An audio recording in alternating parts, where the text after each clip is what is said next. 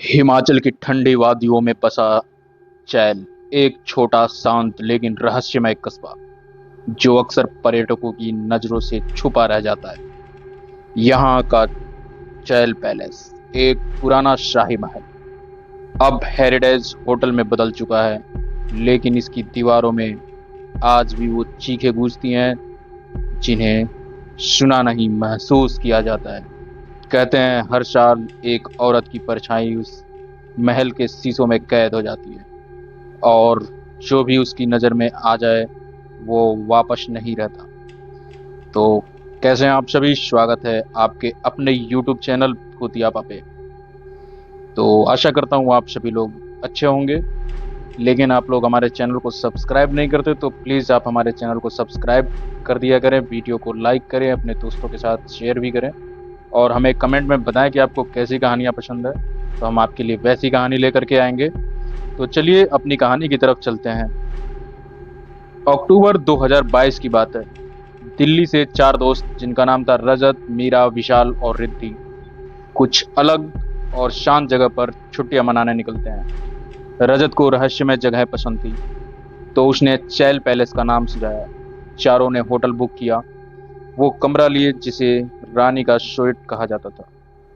वहां रजवाड़ों के जमाने की असली चीजें अभी भी मौजूद थी, जैसे फर्नीचर, झूमर, पुराने दर्पण और एक भारी भरकम पलंग। रजत ने मस्ती में कहा, इस कमरे में तो आत्मा भी रॉयल होगी। लेकिन मीरा को कमरे में घुसते ही कुछ अजीब सा एहसास हुआ, जैसे किसी ने उसका हाथ थामा हो। उसने नजरें घुमाई, कोई नहीं था। रिद्धि ने इसे थकान कहकर टाल दिया। समय बीता, रात हुई। रात का समय जो था, बाहर तेज हवा चल रही थी, महल की खिड़कियां चरमराने लगी, कमरे की लाइट्स बार बार झपक रही थी।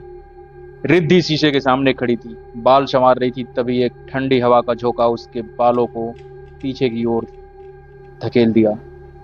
उसने सोचा शायद खिड़की खुली होगी, लेकिन वह बंद थी। फिर अचानक उसने देखा, शीशे में उसकी परछाई के पीछे एक और साया था। लाल साड़ी में एक औरत जिसका चेहरा धुंधला सा दिख रहा था, लेकिन आंखें बेहद खूबसूरत। रिद्धि ने पीछे पलट कर देखा तो कोई नहीं था। रजत और विशाल को बुलाया, लेकिन उन्हें कुछ नजर नहीं आया। मीरा ने कहा, यहाँ कुछ गड़बड़ है। किसी तरह रात बीती। अगली सुबह होटल के सबसे पुराने कर्मचारी, जिनका नाम था हरियादा, जो 40 साल से वहां थे, उन्होंने चारों को अपने पास बुलाया। हरियादा ने कहा, उस कमरे में जो रानी रहती थी, उनका नाम था रानी जयंती देवी। उसने अपने पति राजा भूपिंदर को किसी अंग्रेज महिला के साथ देख लिया था। उसी रात उसने अपने कमरे में इसी शीशे के सामने खुद को आग लगा ली थी। मरते वक्त उसने कहा था, अब मेरा चेहरा कभी मत देखना, वरना मैं तुम्हारा ले लूंगी। विशाल ने हंसते हुए कहा, यह सब कहानियां हैं। हरियादा का चेहरा सख्त हो गया। बीते 20 सालों में उस कमरे में ठहरी 3 औरतें अब जिंदा नहीं हैं और 2 आज भी अस्पताल में हैं। अब शीशे को रात में मत देखना बच्चा, ये चेतावनी नहीं, बचाव है। रात के करीब 2 बजे मीरा की आंख खुली। उसने देखा रिद्धि कमरे में नहीं थी। वो उठी और देखा रिद्धि उसी शीशे के सामने खड़ी थी, पर उसकी आंखें काली हो गई थी। वह खुद से बातें कर रही थी, मुझे यहाँ रहना है, यह मेरा घर है, ये मेरा चेहरा है।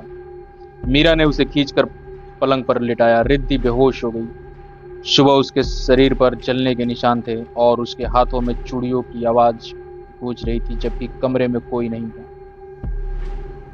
तीनों ने तुरंत होटल छोड़ने का फैसला किया, लेकिन जैसे ही वो लोग कार में बैठने लगे, रिद्धि ने जाने से इनकार कर दिया। मैं यहीं रहूंगी, रानी की जगह मैं हूं, तुम्हें क्या हक है कि मुझे ले जाने का। उसकी आवाज में 2 लहजे थे, एक रिद्धि का और दूसरा किसी और औरत का। हरियादा दौड़ कर आए और बोले, अब बहुत देर हो चुकी है। रिद्धि अब रिद्धि नहीं रही। मीरा और रजत ने बहुत कोशिश की, लेकिन रिद्धि उन्हें पहचान ही नहीं पा रही। रिद्धि को मनोचिकित्सक के पास ले जाया गया। डॉक्टर ने बताया उसके व्यक्तित्व में भारी बदलाव है। वो खुद को रानी जयंती समझती है। उसे मानसिक आघात नहीं, कुछ और हुआ है। अब इस बात को 2 साल हो गए हैं। रिद्धि अभी भी एक विशेष सुविधा वाले मानसिक केंद्र में है। वह बात नहीं करती, बस शीशे में खुद को देखती रहती है और एक ही बात दोहराती है, ये चेहरा अब मेरा है, अब हर चेहरा मेरा होगा। चैल पैलेस का वह कमरा अब बंद कर दिया गया है, लेकिन जो लोग उस इलाके से गुजरते हैं वो आज भी रात को एक औरत की परछाई देख सकते हैं, महल की खिड़की में जो लाल साड़ी में खड़ी होती है और जो सिर्फ औरतों को देखती है, क्योंकि उसे अपना नया चेहरा चाहिए। तो ये छोटी सी कहानी कैसी लगी आप लोगों को? अगर ये कहानी आपको अच्छी लगी है तो हमारे चैनल को सब्सक्राइब करें, वीडियो को लाइक करें और अपने दोस्तों के साथ शेयर करें। और प्लीज़ हमें कमेंट में बताएं कि आपको कैसी कहानियाँ पसंद है, तो हम आपके लिए वैसी कहानी लेकर के आएंगे। तो चलिए, आज के लिए आप सभी का बहुत बहुत धन्यवाद। और एक चीज़ मैं आपसे डेली कहता हूँ, ये कहानी है केवल इंटरटेनमेंट के लिए आपके, हमारा अंधविश्वास फैलाने का कोई मकसद नहीं है, तो आप इसे केवल इंटरटेनमेंट की तरह लें। तो चलिए, एक बार फिर से आप सभी का बहुत बहुत धन्यवाद।